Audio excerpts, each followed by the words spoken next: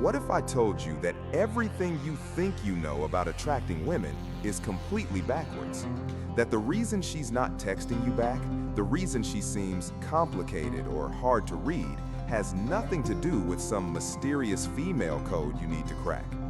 Because here's the brutal truth most men refuse to accept. Women aren't mysterious creatures from another planet. They're humans, with completely predictable emotional triggers that you've been accidentally destroying every single time you interact with them. Picture this: you meet an amazing woman. The conversation flows, there's chemistry, you get her number, you're on cloud nine. But then, radio silence. So what do? You double text. You send the, "Hey, did you get my message?" follow-up. Maybe you even slide into her DMs with a meme, thinking you're being casual. Sound familiar? Of course it does, because you've been programmed by movies, social media, and well-meaning friends to believe that more attention equals more attraction. That if you just show her how much you care, how available you are, how willing you are to drop everything for her, she'll be impressed. But here's what actually happens in her mind when you do this. Oh, great, another desperate puppy. I know that stings, but stay with me, because understanding this is the first step to completely transforming how women respond to you. 5 years ago, I was that guy, the overthinker, the overtexter, the one who would analyze every emoji she sent like it was ancient hieroglyphics. I'd spend hours crafting the perfect response, checking if she was online, wondering why she viewed my story but didn't reply to my message. I was doing what every nice guy does. I was trying to bribe women into liking me, with attention, with availability, with validation, and I was confused why it never worked. Then I discovered something that changed everything. Something rooted in basic human psychology that the dating gurus don't want you to know because it's too simple, too obvious. People don't obsess over what they can easily have. They obsess over what stimulates their emotions. See, when you act like a desperate puppy, and let's be honest about what that looks like, you're essentially telling her brain, this guy is safe, predictable, I've got him figured out. No mystery here, no challenge, no emotional stimulation. The overpraising, you're so beautiful, so perfect, so amazing. Translation, I have no standards and I'm trying to buy your affection with compliments. The overinvesting, canceling your plans for her, being available 24/7, making her your entire world before you even know her middle name. Translation, I have no life, no purpose, no value outside of your attention. The overthinking, reading into every pause, every word, every emoji like you're decoding state secrets. Translation, I'm insecure and I need constant validation to function. But here's where it gets interesting. This isn't about playing games or manipulating anyone. This is about understanding fundamental human psychology.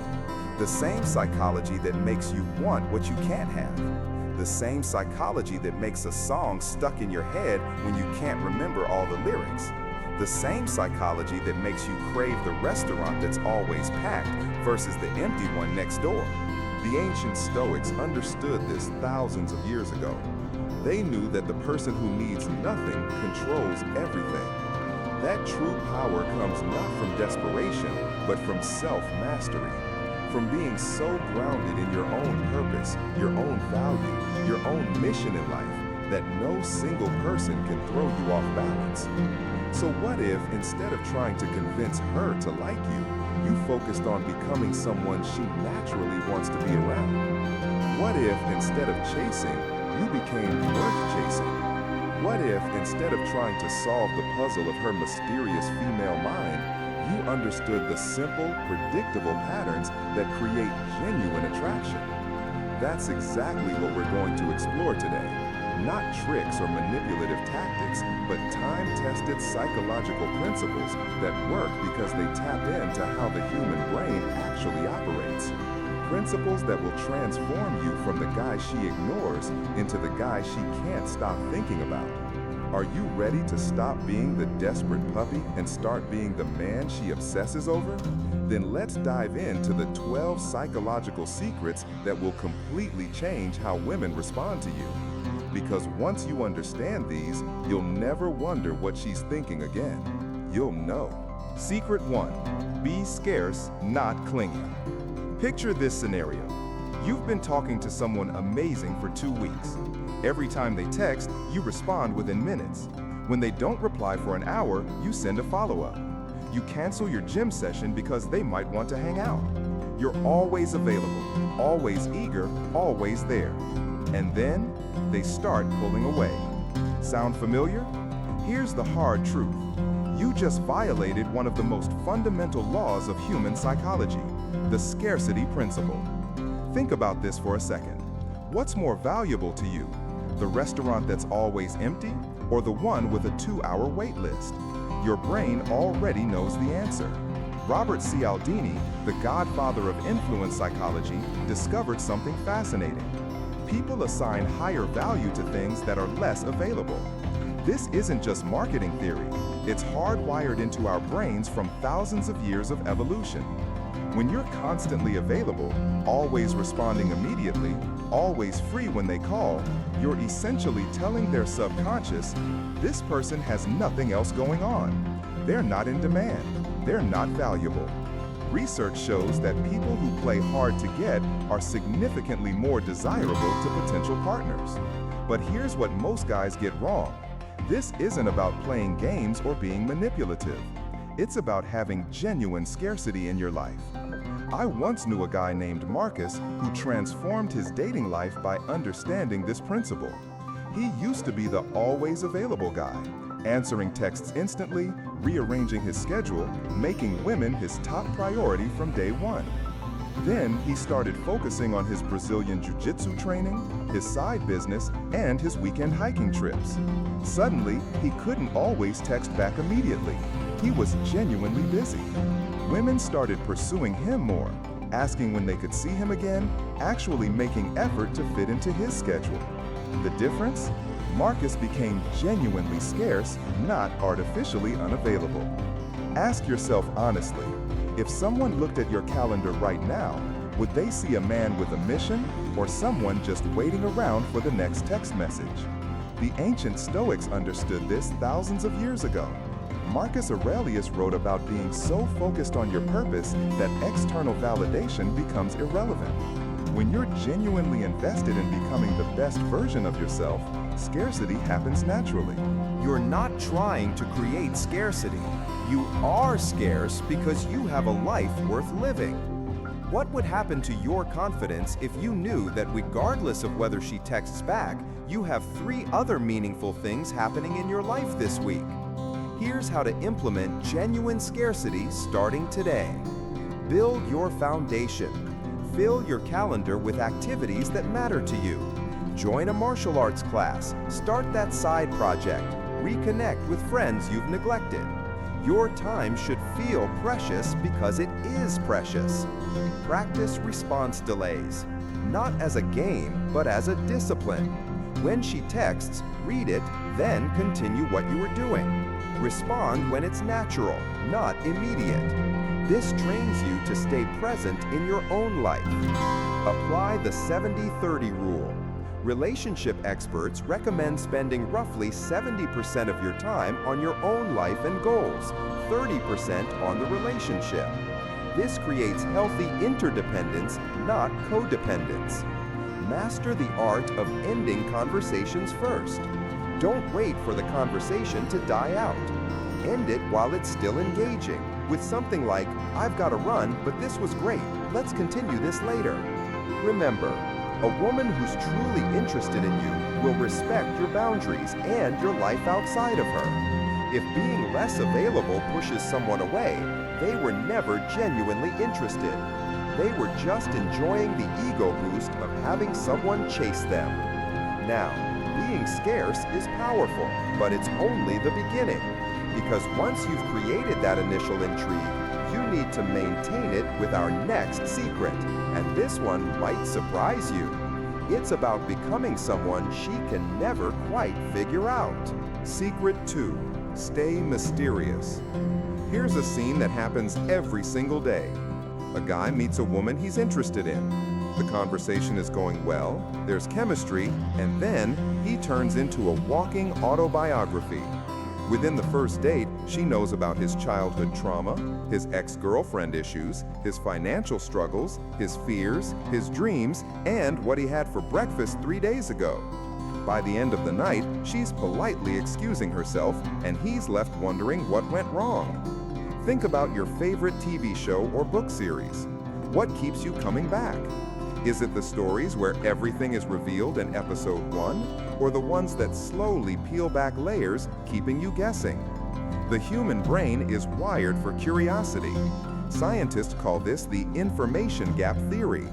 When we encounter incomplete information, our minds become obsessed with filling in the blanks. It's the same reason cliffhangers work in movies and why mystery novels are addictive. When you reveal everything about yourself immediately, you eliminate the mystery. You satisfy her curiosity completely, leaving nothing for her mind to chase. But when you share strategically, revealing just enough to intrigue but not enough to satisfy, her brain starts working overtime, trying to figure you out. Neurologically, this creates what researchers call intermittent reinforcement, the most powerful form of psychological conditioning. She gets small rewards of information that keep her wanting more. I knew a guy named Alex who was incredibly successful with women, and I couldn't figure out why. He wasn't the best looking, wasn't the richest, but women were constantly intrigued by him. One day I watched him in action.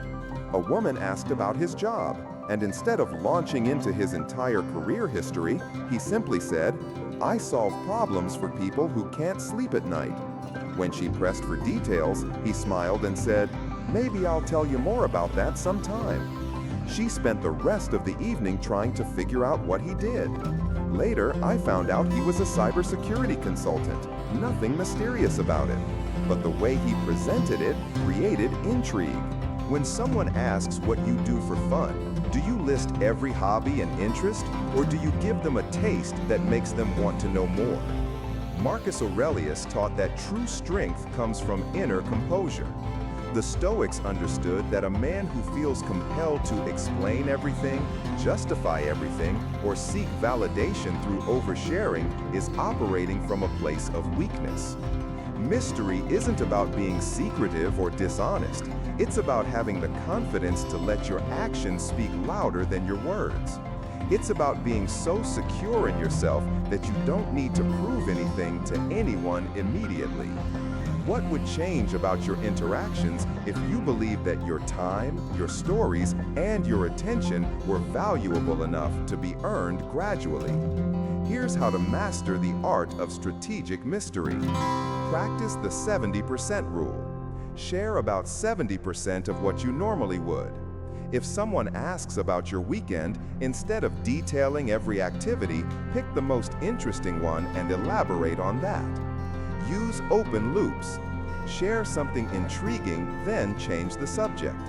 "Oh, that reminds me of this crazy thing that happened in Tokyo," then pivot to asking about her. She'll remember and ask about Tokyo later. Master the art of implication. Instead of saying, "I work out 5 times a week," let her notice your physique and wonder. Instead of listing your achievements, let them surface naturally through stories. Develop genuine depth. The best mystery comes from actually having layers to reveal.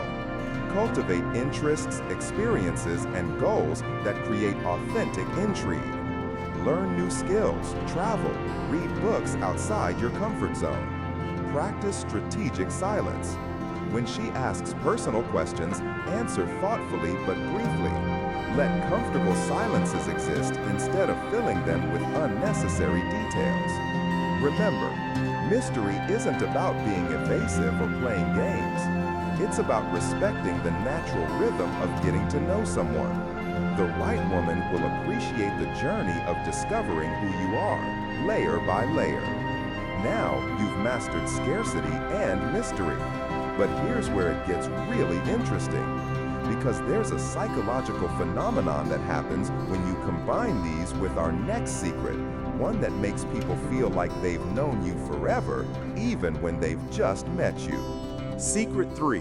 The chameleon effect. Have you ever met someone and instantly felt like you've known them forever? Like you were speaking the same language even though you just met? Now flip that. Have you ever been in a conversation where something felt off, even though the person was saying all the right things? You couldn't put your finger on it, but the connection just wasn't there. What you experienced in both cases was the chameleon effect in action, or the complete absence of it. Think about your closest friend. When you're hanging out, do you notice how you both start sitting similarly, using similar gestures, maybe even adopting each other's speech patterns without realizing it? Scientists discovered something fascinating in the 1990s. When people unconsciously mimic each other's body language, tone, and speech patterns, they create what researchers call behavioral synchrony. This triggers mirror neurons in the brain, special cells that fire both when we perform an action and when we see someone else perform that same action. Here's the incredible part. This mirroring happens automatically with people we like and trust. But you can also do it intentionally to create instant rapport with virtually anyone. Studies show that when someone subtly mirrors your behavior, your brain interprets it as, "This person is like me," which triggers feelings of comfort and attraction. The key word here is subtly. We're not talking about obvious copying. That's creepy and weird.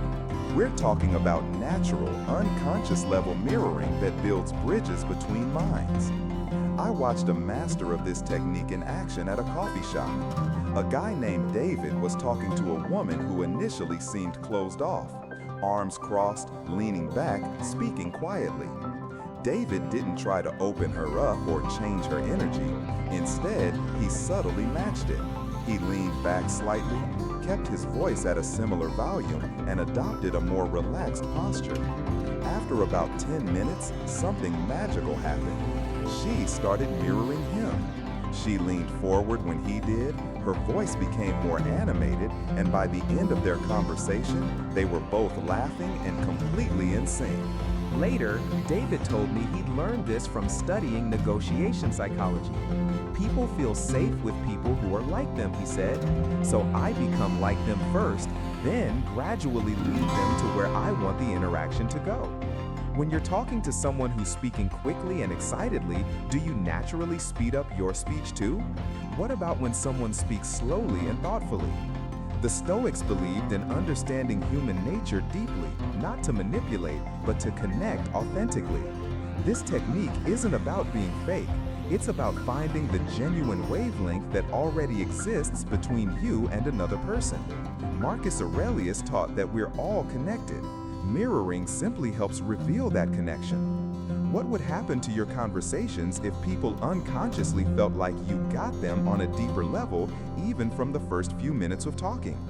Here's how to master the chameleon effect ethically and effectively. Start with energy matching.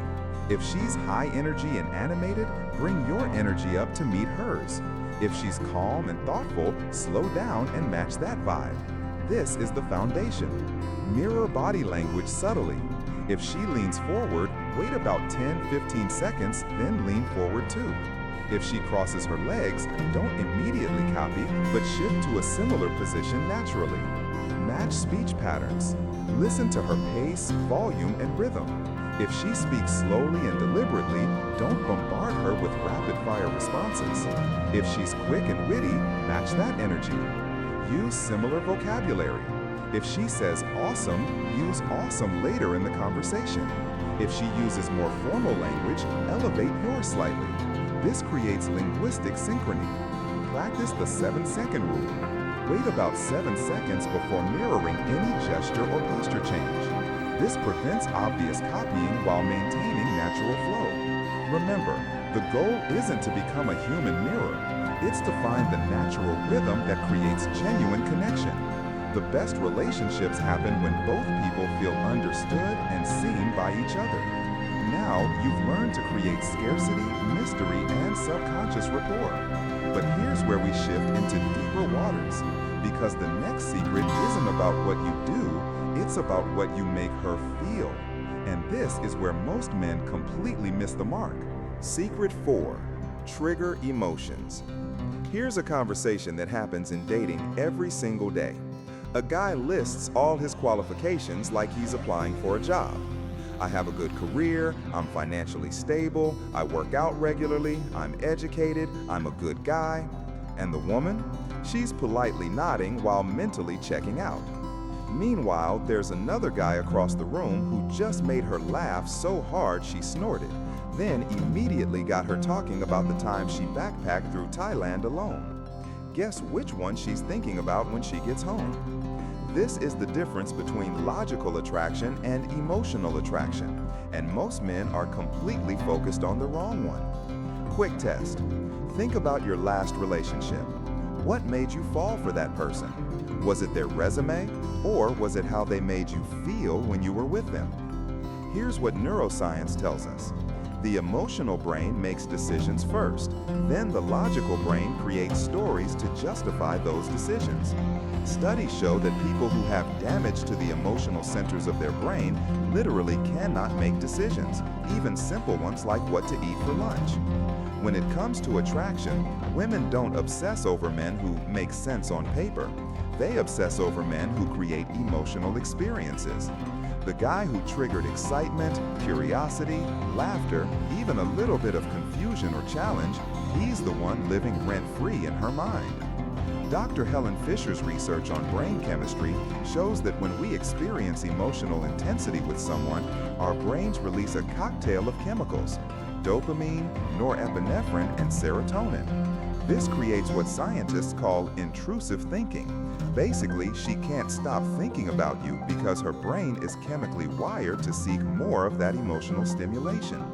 I once watched a friend named Jake completely transform his dating life by understanding this principle. Before, Jake would try to impress women by talking about his engineering job, his investment portfolio, his well-planned life goals. He was perfect on paper and perfectly forgettable. Then Jake started focusing on emotions instead of logic. When a woman mentioned she loved photography, instead of saying, "That's cool, I respect artistic people," he said, "What's the most beautiful thing you've ever captured that no one else would think to photograph?" Suddenly, she was telling him about photographing her grandmother's hands while she made pasta, and how those wrinkled fingers held so many stories. 20 minutes later, they were talking about family traditions, childhood memories, and dreams for the future. Jake had tapped into her emotional core, not her logical checklist.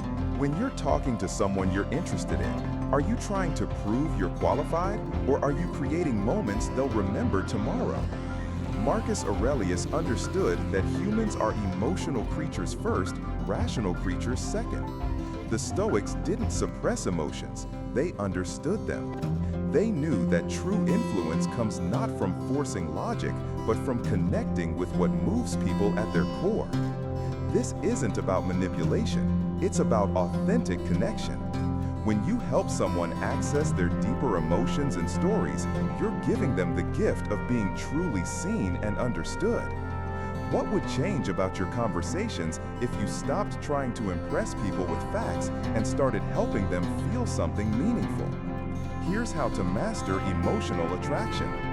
Ask story-triggering questions. Instead of, "What do you do for work?" try, "What's something you do that makes you lose track of time?" Instead of, "Where are you from?" ask, "What's a place that feels like home to you, even if you didn't grow up there?" Create contrast and tension. Mix deep moments with playful ones. Get her talking about something meaningful, then playfully tease her about something harmless. This emotional variety creates depth and intrigue. Use strategic vulnerability. Share something real about yourself that reveals character, not just facts. "I actually cried watching that Disney movie last week" is more connecting than "I went to Stanford." Master the art of callbacks. Remember emotional details she shares and reference them later. "You mentioned how much you loved that feeling of getting lost in a new city. I think you'd love this book about urban exploration." Employ humor as emotional glue. Don't just make jokes, create shared moments of laughter around experiences you're having together. Inside jokes build emotional intimacy faster than anything else. Remember, you're not trying to make her feel any emotion. You're trying to help her feel the emotions that reveal who she really is. The right person will appreciate the depth of connection you're creating. Now, triggering emotions is powerful, but there's a specific way to do it that makes people feel like you're reading their mind. It involves using one simple word that lights up their brain like a Christmas tree. And when you master this next secret, you'll understand why some people seem to instantly connect with everyone they meet. Secret 5. The name game. Picture yourself at a party. You're introduced to 5 new people in rapid succession. By the end of the night, you remember exactly what 3 of them talked about: their jobs, their hobbies, their opinions. But here's the embarrassing part. You can't remember a single one of their names. Now flip the script. You meet someone who not only remembers your name, but uses it naturally throughout the conversation. That's fascinating, Sarah. I never thought about it that way, Sarah. Sarah, you have to tell me more about that. How does that feel? Like they actually see you, right? Be honest. How do you feel when someone you just met remembers and uses your name versus when they clearly forgot it 5 seconds after the introduction? Dale Carnegie discovered this almost a century ago, but modern neuroscience has proven why it works. When people hear their own name, it literally lights up the medial prefrontal cortex, the part of the brain associated with self-referential thinking and personal identity. Researchers call this the cocktail party effect. Even in a crowded, noisy room, your brain will pick out the sound of your own name from across the space. Your name isn't just a word to your brain, it's the verbal representation of your identity, your sense of self. When someone uses your name intentionally and naturally, it triggers what psychologists call implicit egotism. You unconsciously associate positive feelings with that person because they're validating your sense of identity. I watched a bartender named Miguel completely transform his tip income using this technique. Instead of the usual, "What can I get you?" he'd say, "Hi, I'm Miguel. What's your name?" Then throughout the entire interaction, "Coming right up, Jessica. How's that drink treating you, Jessica? Jessica, it's been great talking with you." He told me his tips increased by almost 40% when he started doing this. But here's what's really interesting. Customers started asking for him specifically. They'd come back and say, "Is Miguel working tonight?" They felt a personal connection to someone who made them feel seen and remembered. When was the last time someone used your name in a way that made you feel genuinely acknowledged and valued? Marcus Aurelius taught that true strength comes from making others feel important, not from making yourself seem important. Using someone's name isn't a trick, it's a form of respect. It says, "You matter enough for me to remember who you are." What would change about your relationships if everyone you met felt truly seen and valued by you from the first conversation? Here's how to master the name game. The introduction echo. When someone says their name, immediately repeat it. "Nice to meet you, Amanda." This helps lock it in your memory and shows you're paying attention. Use the 3-touch rule. Aim to use their name 3 times during your first conversation. Once during introduction, once in the middle, and once when saying goodbye. Natural integration. Don't force it. Use their name when making a point. "Amanda, that's exactly what I'm talking about." When asking questions, "What do you think about that, Amanda?" Or when expressing agreement. The memory anchor. Link their name to something memorable about them. Amanda loves architecture. The alliteration helps it stick. Quality over quantity. Better to use their name once meaningfully than 5 times awkwardly. Now, using someone's name creates instant personal connection.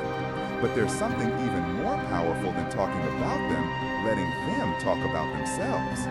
Our next secret reveals why the best conversationalists barely talk at all, and how listening in a specific way makes people practically addicted to your presence. Secret 6, let them talk. Active listening. Here's a scene that plays out in coffee shops, bars, and first dates across America every single day. Guy meets girl. Guy wants to impress girl, so guy talks and talks about his job, his achievements, his thoughts, his opinions, his workout routine, his Netflix preferences. Meanwhile, the girl sits there, politely nodding, occasionally saying that's cool or interesting, while secretly checking her phone under the table and planning her escape route. Sound familiar?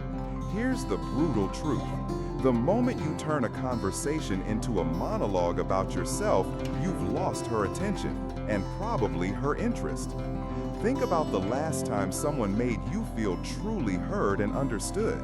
Were they talking the entire time, or were they asking you questions and really listening to your answers?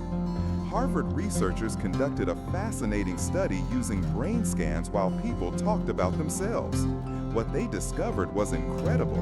When people share information about themselves, it activates the same neural regions as food, money, and even sex. Talking about themselves literally gives people a neurochemical high. But here's the kicker. Most people rarely get the chance to do this. In our rush to be impressive, to prove our worth, to showcase our personalities, we miss the most powerful tool in human connection, making the other person feel like the most interesting person in the room. Psychologists call this conversational narcissism, the tendency to turn every conversation back to ourselves. The people who resist this urge, who master the art of genuine curiosity, become magnetic because they give others something incredibly rare, the feeling of being truly seen and understood. I once watched a guy named Chris work his magic at a networking event. He wasn't the most charismatic person there, wasn't the best looking, but people gravitated toward him like he had some invisible superpower. His secret? He asked incredible questions and then actually listened to the answers. When someone mentioned they worked in marketing, instead of launching into his own marketing opinions, he asked, "What's the most creative campaign you've ever seen that nobody talks about?" When someone said they loved traveling, he didn't list his own travel destinations. He asked, "What's a place that changed your perspective on life?" By the end of the night, Chris had 3 business opportunities and 2 dinner invitations. People felt energized after talking to him, like they discovered something new about themselves. When you're in conversation, what percentage of the time are you talking versus listening? Be honest. Epictetus taught that we have 2 ears and 1 mouth for a reason, to listen twice as much as we speak. The Stoics understood that true wisdom comes not from proving what you know, but from discovering what others know. Marcus Aurelius wrote about approaching every person as a teacher who could reveal something valuable. What would happen to the quality of your relationships if everyone you met felt like you genuinely cared about their thoughts, experiences, and stories? Here's how to master the art of magnetic listening. Ask follow-up questions. Don't just wait for your turn to talk. When someone shares something, dig deeper. How did that make you feel? What surprised you most about that experience? What would you do differently? Use the echo technique. Reflect back what you heard in your own words. So it sounds like that trip really opened your eyes to how differently people live. This shows you're not just hearing, but understanding. Practice the 70-30 rule. Aim for them to talk 70% of the time, you 30%. This takes discipline, but creates powerful connection. Show engaged body language. Lean in slightly, maintain eye contact, nod at appropriate moments. Your body should show that you're fully present. Remember and reference. Bring up details from earlier in the conversation. You mentioned earlier that you loved photography. I'm curious about. Now, active listening creates deep connection, but there's a specific type of eye contact that takes this to the next level. It's something most people are afraid to do, but when you master it, you'll create moments of connection so intense, they'll be thinking about you for days. Secret 7. Radiate confidence. Picture 2 guys at the same party. The first one walks in loud, talking about his accomplishments, name-dropping, gesturing wildly, trying to dominate every conversation. He's what most people think confidence looks like: big, bold, and impossible to ignore. The second guy walks in quietly, shakes hands firmly, maintains steady eye contact, speaks when he has something valuable to say, and carries himself like he belongs there. No performance, no show, just presence. Guess which one women gravitate toward by the end of the night? Spoiler alert, it's not the loud one. Most men confuse confidence with performance, but real confidence, the kind that makes people stop and take notice, isn't about being the loudest person in the room, it's about being the most grounded. Think about someone you truly respect and admire. Do they command attention by being loud and flashy, or by having a quiet strength that draws people in? Here's what neuroscience tells us about confidence. When you display confident body language, relaxed shoulders, stillness instead of fidgeting, maintained eye contact, and open posture, it literally triggers trust responses in other people's brains.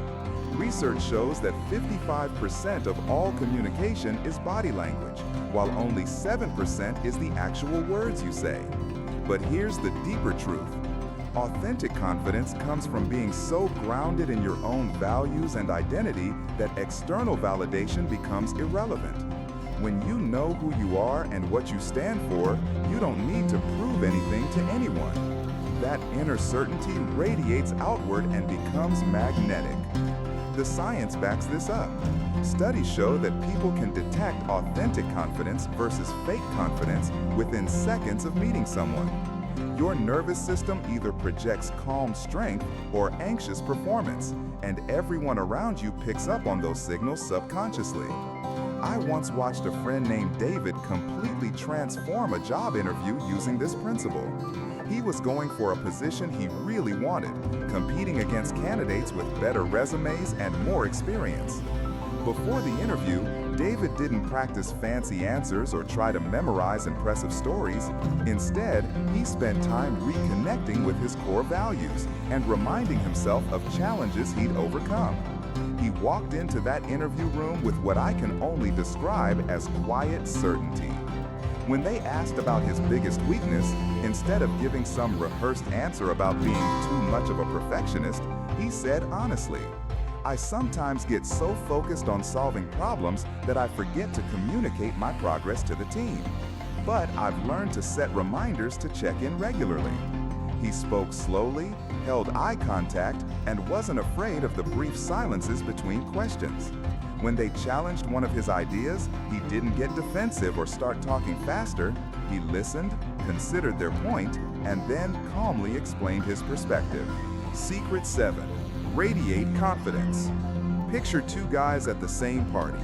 The first one walks in loud, talking about his accomplishments, name-dropping, gesturing wildly, trying to dominate every conversation. He's what most people think confidence looks like: big, bold, and impossible to ignore.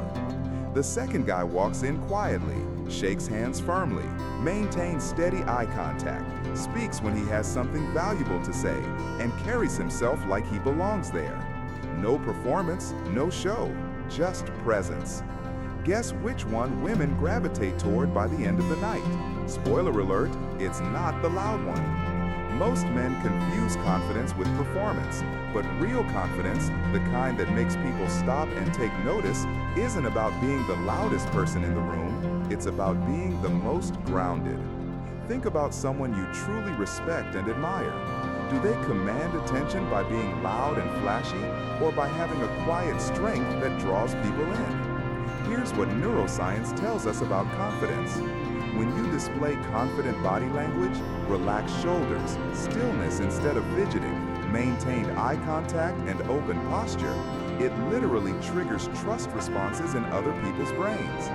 Research shows that 55% of all communication is body language, while only 7% is the actual words you say. But here's the deeper truth. Authentic confidence comes from being so grounded in your own values and identity that external validation becomes irrelevant. When you know who you are and what you stand for, you don't need to prove anything to anyone. that inner certainty radiates outward and becomes magnetic. The science backs this up. Studies show that people can detect authentic confidence versus fake confidence within seconds of meeting someone. Your nervous system either projects calm strength or anxious performance, and everyone around you picks up on those signals subconsciously. I once watched a friend named David completely transform a job interview using this principle. He was going for a position he really wanted, competing against candidates with better resumes and more experience. Before the interview, David didn't practice fancy answers or try to memorize impressive stories. Instead, he spent time reconnecting with his core values and reminding himself of challenges he'd overcome. He walked into that interview room with what I can only describe as quiet certainty. When they asked about his biggest weakness, instead of giving some rehearsed answer about being too much of a perfectionist, he said honestly, "I sometimes get so focused on solving problems that I forget to communicate my progress to the team. But I've learned to set reminders to check in regularly." He spoke slowly, held eye contact, and wasn't afraid of the brief silences between questions. When they challenged one of his ideas, he didn't get defensive or start talking faster. He listened, considered their point, and then calmly explained his perspective. Secret 8: Sustained eye contact. Here's a moment that happens every single day. You're talking to someone attractive, the conversation is going well, and then you make eye contact. But within a split second, you look away. Maybe at their phone, maybe over their shoulder, maybe down at your drink. You've just missed one of the most powerful moments of human connection. Most people are terrified of sustained eye contact. They think it's too intense or awkward. But what they don't realize is that breaking eye contact too quickly sends a subconscious message, "I'm not confident enough to be fully present with you." Think about the last time someone held your gaze just a moment longer than expected. Did it feel uncomfortable, or did it feel like they were really seeing you? Neuroscientists have discovered something fascinating about eye contact. When two people look into each other's eyes for more than a few seconds, it triggers the release of phenylethylamine, the same chemical your brain produces when you're falling in love. This isn't just poetic language, it's literal brain chemistry. Studies show that people who maintain eye contact are perceived as more confident, trustworthy, and attractive. But here's the key. There's a specific duration that creates connection without crossing into discomfort. Research indicates that 3 to 5 seconds of sustained eye contact creates intimacy, while anything over 7 seconds can trigger anxiety. The eyes are often called windows to the soul, and there's scientific truth behind this. When you truly look at someone, not just glance at them, you're activating their mirror neuron system, creating a moment of genuine human connection that most people rarely experience. I watched a friend named Rachel completely transform her dating life by mastering this technique. She used to be the queen of nervous glances, always looking away during conversations. Then she started practicing what she called the extra beat, holding eye contact just 1 second longer than felt natural. The change was immediate. Conversations became deeper, people seemed more engaged, and she started getting asked out significantly more often. One guy later told her, "There was this moment when you looked at me like you could see right through me, in the best way possible. I couldn't stop thinking about it." When you're talking to someone, where do your eyes naturally go? Are you fully present with them, or are you unconsciously looking for an escape route? Marcus Aurelius taught that true presence means being fully where you are with whom you're with. The Stoics understood that most people go through life half present, half distracted. But when you give someone the gift of your complete attention, including your gaze, you're practicing a form of respect that's become rare in our distracted world. What would change about your connections if people felt truly seen and acknowledged every time they talk to you? Here's how to master magnetic eye contact. Practice the extra beat rule. When you feel the urge to look away, hold the gaze for 1 additional second. This trains you to be comfortable with sustained connection. Use the triangle technique. Look at their left eye, then their right eye, then their mouth, then back to their eyes. This creates natural variation while maintaining connection. Smile with your eyes. Real connection comes when your eyes match your emotional state. Practice smiling with your eyes. Let genuine warmth show through your gaze. Master the pause and return. It's natural to look away occasionally. When you do, make it intentional. Glance away to make a point, then return your attention fully to their eyes. Practice active presence. Don't just look at them, see them. Notice the color of their eyes, the way they light up when they talk about something they love. Now, sustained eye contact creates powerful moments of connection, but there's something that amplifies this effect even more. It's about the energy you bring to every interaction. And this next secret will show you how to become the person who lights up every room you enter. Secret 9, the positivity effect. Here's a social experiment you can try right now. Walk into any coffee shop, office, or social gathering and notice the energy vampires. You know who they are, the people complaining about traffic, venting about their job, gossiping about others, or sharing their latest drama. Notice how people unconsciously lean away from them, find excuses to leave the conversation, or zone out while pretending to listen. Now notice the opposite, that one person who seems to light up the room just by being there. People gravitate toward them, conversations flow easier around them, and somehow everyone feels better after talking to them. The difference isn't luck or charisma, it's the positivity effect in action. Quick self-assessment. When people see you approaching, do they brighten up because they know they're about to feel better? Or do they brace themselves for whatever you're going to complain about today? Neuroscientists have discovered that emotions are literally contagious. When you're around positive people, your brain starts producing more serotonin and dopamine, the same chemicals that antidepressants try to boost. Conversely, exposure to negativity triggers cortisol production, creating stress and anxiety. This happens through what researchers call emotional contagion. Mirror neurons in our brains automatically mimic the emotional states of people around us. Within minutes of interacting with someone, we unconsciously start matching their energy level, mood, and outlook. But here's what makes this powerful for attraction. People subconsciously associate you with how you make them feel. If every interaction with you leaves them feeling energized and optimistic, their brain literally craves more time with you. You become their emotional refuge in a world full of stress and negativity.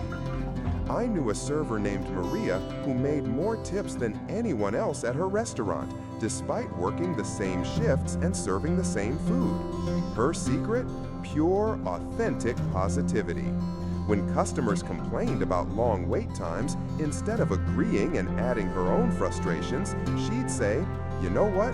That just means we have more time to figure out the perfect meal for you." When someone had a bad day, she wouldn't try to fix it with advice. She'd simply radiate such genuine warmth that people left feeling lighter.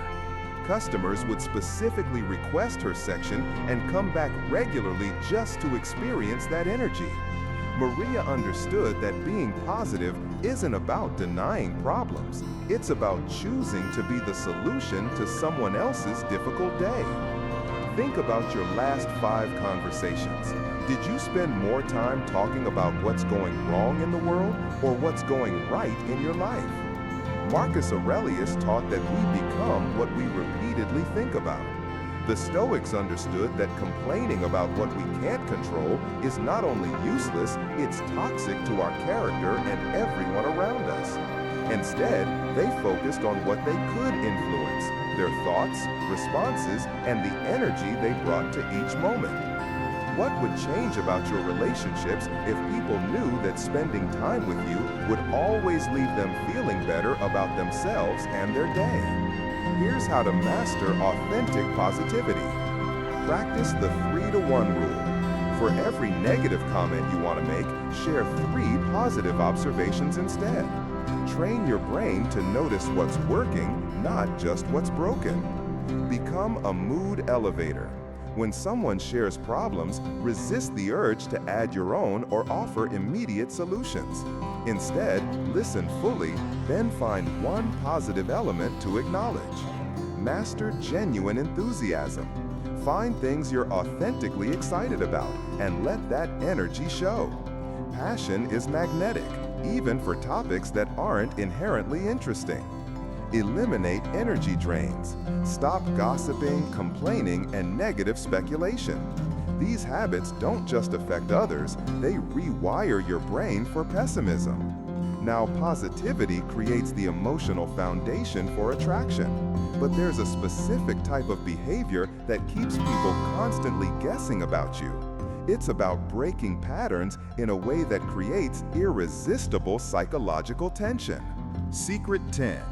Be unpredictable. Picture this. You've been dating someone for a few weeks. Every Tuesday, you text, "Good morning, beautiful."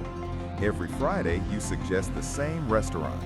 Every conversation follows the same pattern. You ask about her day, she shares, you share yours, then you make plans for the weekend. It feels safe, comfortable, predictable, and that's exactly why the spark is dying. Here's the hard truth most men refuse to accept. Routine is the silent killer of attraction. The moment someone can predict your every move, your every response, your every gesture, they stop feeling that delicious uncertainty that keeps them thinking about you when you're not around. Think about your favorite TV show or movie. What keeps you watching? The predictable storylines where you know exactly what happens next, or the plot twists that surprise you?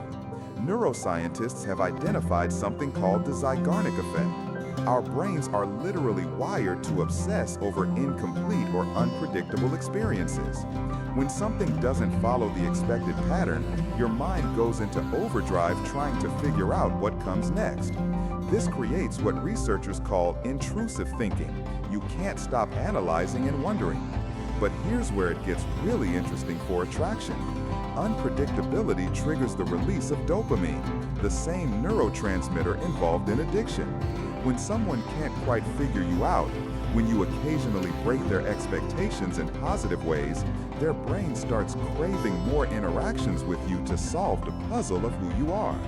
Studies on long-term relationships show that couples who maintain elements of unpredictability, trying new activities, surprising each other, breaking routines, report significantly higher levels of attraction and satisfaction years into their relationships. I watched a friend named Tyler completely revitalize a relationship that was heading toward the friend zone using this principle. He'd been texting this woman consistently for months. Same good morning texts, same check-in patterns, same types of conversations. She was polite but clearly losing interest. Then Tyler started introducing controlled unpredictability.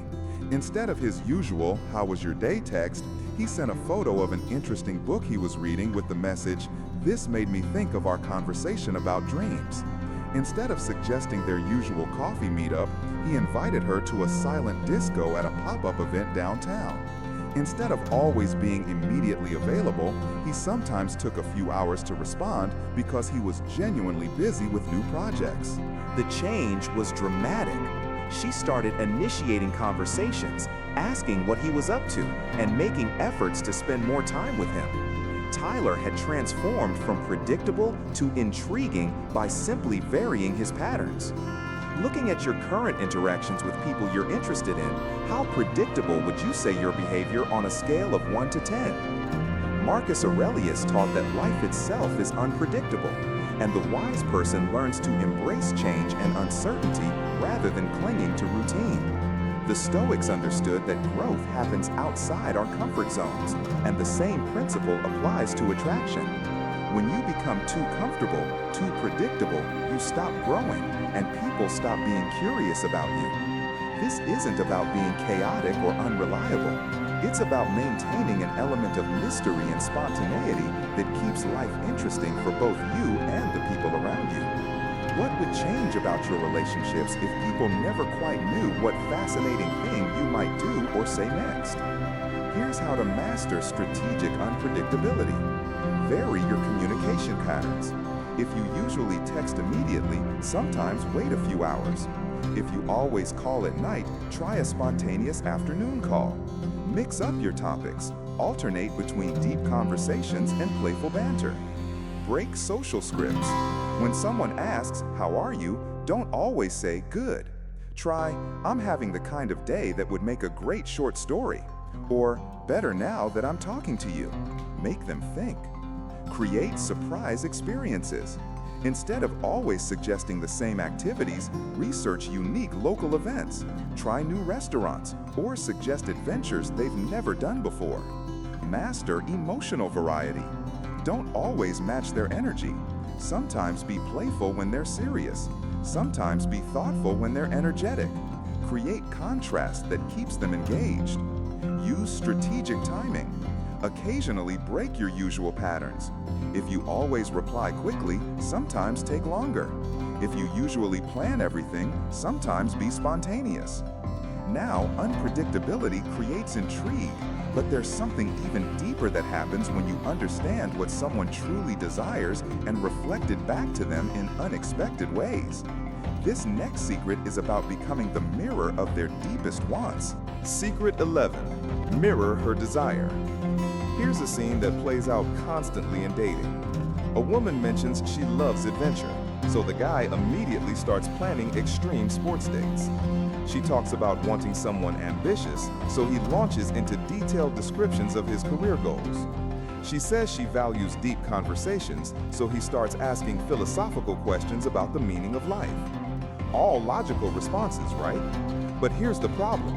He's responding to her words, not her emotions. He's giving her what she says she wants instead of becoming what she actually desires. And there's a massive difference between the two. Most men make the mistake of taking surface-level statements at face value, missing the deeper emotional currents that actually drive attraction. They're trying to check boxes instead of creating resonance. Think about your own desires for a moment. When you say you want someone funny, are you really looking for a comedian? Or are you craving someone who can make you feel light and joyful in their presence? Neuroscientists have discovered that humans communicate on multiple levels simultaneously. There's the explicit level, the actual words being spoken, and the implicit level, the emotional subtext, unspoken needs, and deeper desires. Research shows that over 90% of emotional communication happens below conscious awareness. This is where mirror neurons become powerful. These specialized brain cells fire both when we perform an action and when we observe someone else performing that same action. But they don't just mirror physical movements. They mirror emotional states, energy levels, and even unspoken desires. When you tune into someone's emotional frequency and reflect back their deeper feelings rather than just their surface words, you create what psychologists call emotional attunement. This triggers a profound sense of being understood at a level most people never experience. I watched a guy named Marcus master this technique in a way that completely transformed his dating life. At a party, he met a woman who kept talking about how much she loved travel and adventure. Most guys would have started planning hiking trips or suggesting skydiving dates. But Marcus listened deeper. He noticed that when she talked about travel, her eyes lit up not when describing extreme activities, but when she mentioned getting lost in a new city and discovering hidden cafes. He realized she wasn't craving adrenaline. She was craving discovery, mystery, and the feeling of being surprised by life. Instead of suggesting adventure sports, Marcus said, "You know what I love? That feeling when you turn down a street you've never been on and suddenly discover this amazing little bookstore or art gallery that feels like a secret." Her entire demeanor changed. She leaned in and said, "Exactly, most people don't get that." Marcus had become the mirror of her actual desire, not adventure, but discovery and spontaneity. When someone describes what they want in a partner, do you listen to their words or do you pay attention to what lights them up emotionally when they're talking? Marcus Aurelius taught the importance of seeing beyond surface appearances to understand the true nature of things. The Stoics understood that people often don't know how to articulate their deepest needs, so wise individuals learn to perceive what others truly seek beneath their words. This isn't about manipulation. It's about developing the emotional intelligence to connect with people at their core level. What would change about your connections if you could sense what people truly desire, not just what they think they want? Here's how to master emotional mirroring. Listen for energy shifts. Pay attention to when their voice changes, when they lean forward, when their eyes light up.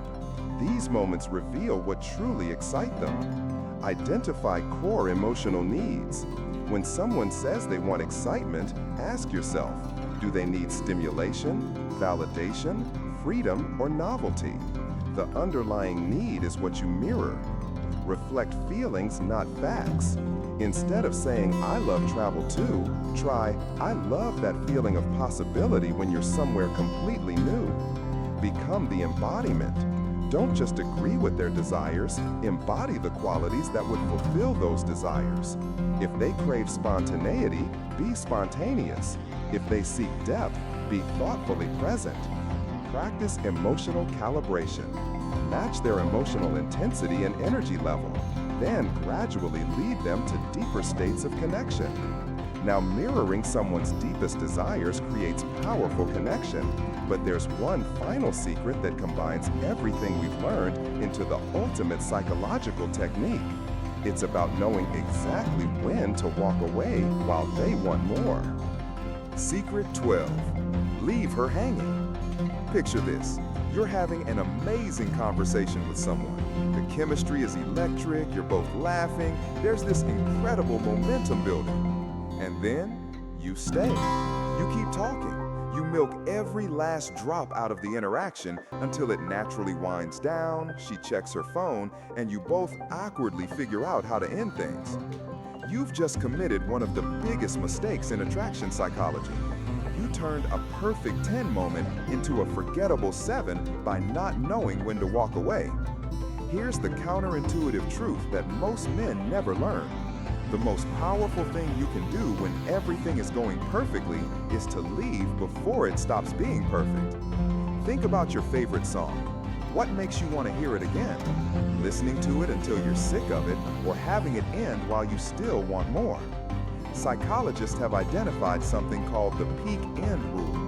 People judge experiences largely based on how they felt at the peak moment and how the experience ended. When you leave an interaction at its highest point, that peak becomes what she remembers most vividly. But there's something even deeper happening here. Research shows that our brains are wired to obsess over incomplete experiences. This is called the Zeigarnik effect, and it explains why cliffhangers work in TV shows and why unfinished conversations replay in our minds. When you end an interaction while the energy is still high, while she's still engaged and wanting more, you create what neuroscientists call intrusive thinking. Her brain literally cannot let go of the incomplete experience. You become the song stuck in her head, the book she can't put down, the conversation she replays while lying in bed. I once knew a guy named Ryan who mastered this technique accidentally, then learned to use it intentionally. He was talking to a woman at a networking event. The conversation was flowing perfectly, she was laughing at his stories, clearly enjoying herself. Then his phone buzzed with an urgent work call. Instead of ignoring it or apologizing profusely, Ryan simply said, "I hate to cut this short, but I have to take this call. Let's continue this conversation soon. I want to hear the rest of your story about Tokyo." And he walked away while she was still smiling and engaged. Later, she told him that moment stuck with her for days. Most guys would have either ignored the call or made a big drama about leaving, she said, but you just left me wanting to know what you would say next. Ryan had accidentally created the perfect leave her hanging moment. Think about the people who intrigue you most. Are they the ones who are always available and predictable? Or the ones who have the confidence to walk away while you still want more of their time? Marcus Aurelius taught that true power comes from self-control, not from seeking validation or trying to extract every possible moment of pleasure from an experience. The Stoics understood that the person who can walk away from something good shows they are not controlled by their desires. This isn't about playing games. It's about having such confidence in your own value that you don't need to desperately cling to every interaction. It's about trusting that if the connection is real, there will be other opportunities. What would change about your interactions if you believed so strongly in your own worth that you never felt desperate to extend a conversation beyond its natural peak? Here's how to master the art of strategic departure. Recognize the peak. Pay attention to the energy of the conversation. When she's laughing, engaged, asking questions, and the vibe feels electric, that's your peak moment to consider leaving. Use time anchors. Have legitimate reasons to leave that don't feel manufactured. I'm meeting friends in 20 minutes gives you a natural exit strategy. And with forward momentum. Don't just say goodbye. Say something like, I want to hear more about this over coffee. Or remind me to tell you about interesting topic next time. Practice emotional discipline. Resist the urge to squeeze every drop out of a good interaction. Trust that leaving them wanting more is more powerful than giving them everything at once. Make your exit confident. Don't apologize for leaving or make it dramatic. Simply say you enjoyed talking and you'll continue the conversation later. Remember, someone who's genuinely interested in you will respect your boundaries and appreciate your confidence. If leaving early pushes someone away, they were never truly invested. They were just enjoying the ego boost of your attention. Now you have all 12 psychological secrets that transform how people respond to you. But here's where most people fail. They try to use these as tricks instead of becoming the type of person who naturally embodies these principles. Let me show you how to integrate everything into an authentic, magnetic presence that becomes who you are, not just what you do. The man you're becoming. Your journey starts right now. Let me be crystal clear about something. What we've covered today aren't tricks. They're not manipulation tactics. They're not hacks to get women to like you. These are fundamental truths about human psychology that have existed since the beginning of time. Truths that separate boys from men, followers from leaders, and desperate from magnetic. Marcus Aurelius wrote, "Very little is needed to make a happy life. It is all within yourself, in your way of thinking." The 12 secrets we've explored today aren't about changing who you are. They're about becoming who you were always meant to be. Here's what most dating advice gets completely wrong. It focuses on getting something from women instead of becoming someone worth choosing. It teaches you to perform instead of transform. It promises quick fixes instead of permanent change. But the Stoics understood something that modern society has forgotten.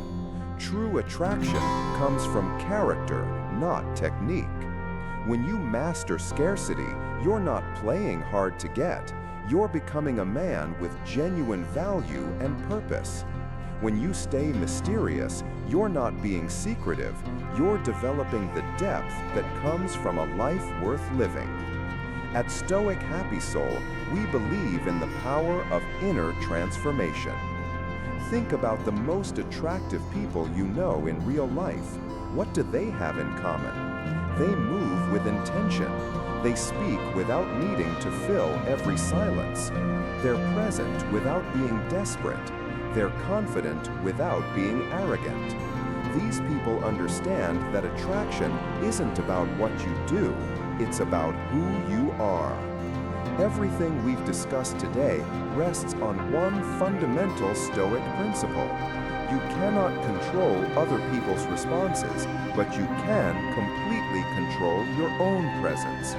You can't force attraction, but you can become irresistibly attractive. You can't make someone choose you, but you can become the obvious choice. When you ground yourself in this truth, rejection stops being personal failure and becomes natural selection. The right people will be drawn to your authentic strength, and the wrong people will filter themselves out. This isn't just dating advice, this is life philosophy. Take action today with Stoic Happy Soul. But here's the reality. Information without implementation is just entertainment. You can watch 1,000 videos about swimming, but until you get in the water, you'll never swim. These principles require practice, refinement, and most importantly, a community to grow with. That's why I'm inviting you to join the Stoic Happy Soul community, where men commit to becoming the strongest, most attractive versions of themselves, not through manipulation or shortcuts, but through character development and deep philosophical living. If this video resonated with you, if you're ready to stop chasing and start attracting, hit that subscribe button right now. Every week, we dive deeper into the psychology of attraction, the philosophy of inner strength, and the practical steps to become the man who commands respect and admiration wherever he goes. The Stoic Happy Soul 7-Day Challenge. Here's my challenge for you this week. Pick one of these 12 secrets and commit to practicing it authentically for the next 7 days. Don't try to implement all of them at once. Master one deeply rather than attempting all of them superficially. Drop a comment below and share which secret you'll practice first. The Stoic Happy Soul community will support and follow your journey. Notice how people respond differently to you. Notice how you feel differently about yourself. Notice how your presence changes when you move from a place of purpose rather than desperation. Ring that notification bell so you don't miss any content from Stoic Happy Soul. Every video is a step forward in your journey to becoming the best version of yourself. Remember this: every woman you'll ever meet has encountered hundreds of desperate men trying to win her attention. But she's met very few men who are so grounded in their own value, so clear about their purpose, so emotionally masterful that her attention naturally flows toward them. Be that man. Not because you want something from her, but because that's who you choose to be. The attraction that follows isn't a bonus, it's inevitable. The journey from desperate to magnetic starts with a single decision: the decision to become worthy of what you desire. Everything else is just details. Make that decision today. Your future self and everyone whose life you'll impact is counting on you. See you in the next Stoic Happy Soul video. Stay strong, stay stoic, and remember, you're not just changing your dating life, you're changing your entire life. And that, my friends, changes everything. Subscribe, comment, share. Your journey starts right now.